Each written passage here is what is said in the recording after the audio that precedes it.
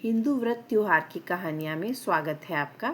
आज हम सुनेंगे सुखी अमावस की व्रत विधि और कथा। कहा जाता है कि सुख अमावस माता की सेवा पूजा करने वाले को कभी दुख नहीं आता। जब शुक्रवार को अमावस पड़ती है उसी दिन से ये व्रत शुरू किया जाता है। यह भी कहा जाता है कि इस व्रत के दिन ब्राह्मण भोजन व दक्षिणा जितना बन पड़े उतनी देनी चाहिए। श्रद्धापूर्वक इस व्रत को करने वाले को अमावस माता की व शिव जी की कृपा प्राप्त होती है, जिससे दुख का साया भी उनके ऊपर नहीं आता। सुखी अमावस की कथा। पूर्व काल में एक नगर था। उसका राजा व रानी धार्मिक एवं प्रजाप्रेमी थे।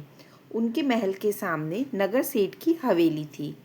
रानी व नगर सेठानी में मित्रता और प्रेम था। एक दिन नगर सेठ की हवेली से विलाप की आवाज़ें आने लगी। रानी ने राजा से विलाप का कारण पूछा तो राजा ने कहा कि नगर सेठ के पुत्र का देहांत हो गया है। इसी दुख से वह दुखी होकर सेठ और सेठानी दोनों रो रहे हैं। रानी ने पूछा, दुख क्या होता है? राजा ने कहा, उसका पुत्र छत से गिर गया है। तुम भी अपना पुत्र छत से गिराकर देखो तो पता चल जाएगा। रानी बहुत भोली थी। उसे दुख देखने का पता करना था, तो उसने सच में ही अपने पुत्र को महल की छत से गिरा दिया। उसने आकर राजा को बताया तो राजा घबरा गया और वो राजकुंवर को देखने भागा, लेकिन देखा कि कुंवर तो गारे के ढेर पर गिरा है। उसको एक खरोंच तक नहीं आई। रानी अपने कुंवर को देखने नीचे आ रही थी कि कुंवर को सामने आता देखा।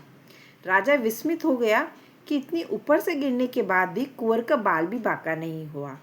रानी ने राजा से फिर पूछा, बताइए ना राजा जी, दुख क्या होता है? हाथ पकड़कर कहा, बताइए। राजा को गुस्सा आ गया। उस समय राजा के राज्य पर पड़ोसी राजा ने आक्रमण कर रखा था। राजा ने सेनापति के साथ कुछ सैनिक भेज रखे थे। अब राजा ने कहा, ठीक है, मैं युद्ध में जा रहा हूँ। दुश्मन के हाथों मरूंगा तो तुम दुख से रूबरू होगी, तब तुम्हें पता चलेगा दुख क्या होता है। राजा युद्ध में चला गया। दुश्मन मजबूत था, इसलिए वह अपनी मृत्यु निश्चित मान रहा था, किंतु अमावस माता की कृपा से और शिवजी भगवान की कृपा से वह युद्ध जीतकर घर वापस आया। अब तो राजा भी विचार में पड़ गया कि रानी को दुख का एहसास दिलाने के लिए उसने यह किया था, लेकिन वह तो युद्ध जीत कर आया है। अब रानी को कैसे बताए कि दुख क्या होता है। इसी समय रानी फिर राजा के पास आई और बोली, जीत की बधाई देते हुए बोली, अपना प्रश्न दोहराते हुए कि बताइए ना, दुख क्या होता है। राजा हैरान और परेशान हो गया। इसे कैसे बताऊं कि दुख क्या होता है। वह किसी प्रकार अपनी रानी को एक बार दुख का एहसास दिलाना चाहता था, जिससे उसे पता चल जाए कि दुख क्या होता है। राजा ने सोचा, क्यों न रानी के सामने ही उफनती गंगा में कूद पड़ूं, तभी रानी जानेगी कि दुख क्या होता है। रानी से कहा, गंगा यात्रा की तैयारी करो, वही तुम्हें बताएंगे कि दुख क्या होता है। रानी ने राह खर्च के लिए सामग्री, मेवे, मिठाइयाँ, खाना इत्यादि का प्रबंध कर राजा को सूचित किया। राजा ने भी राह के लिए आवश्यक धन और कुछ सैनिक और नौकर लेकर यात्रा के लिए प्रस्थान किया। इधर कैलाश पर्वत पर भगवान शंकर ने पार्वती से कहा कि चलो, सती सुखी अमावस की माता की कृपा से एक सुखी आत्मा के दर्शन करके आए। तुम गाय बन जाना, मैं नांदिया बन जाऊंगा। सो दोनों जने एक बावड़ी के पास घास चढ़ने लगे। तभी राजा रानी की सवारी वहां आई। रानी ने छाया और बावड़ी देखकर वहीं विश्राम और जलपान करने की इच्छा प्रकट की। राजा जी ने भी बात मान ली। जलपान के पश्चात मुंह धोने की इच्छा से राजा बावड़ी पर गया।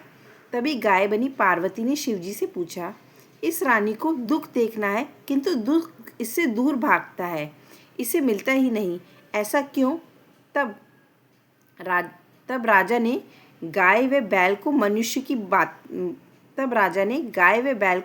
की बोली में बात करते हुए सुन लिया। बैल रूपी शिवजी ने कहा, सती, यह रानी पूर्व जन्म में ब्राह्मणी थी और सुखी अमावस का व्रत करती थी। उसके प्रभाव से वह इस जन्म में रानी बनी है और सुख भोग रही है। दुख इसके आसपास भी नहीं फटकता। देखो, राजा गंगा में मरने जा रहा है, पर सुख अमावस माता के प्रभाव से वह मर नहीं सकेगा। राजा ने जो ही गंगा में कूदने की कोशिश की, सुख अमावस्या ने आकर उसे रोक लिया। राजा जी, यह क्या करने जा रहे हो?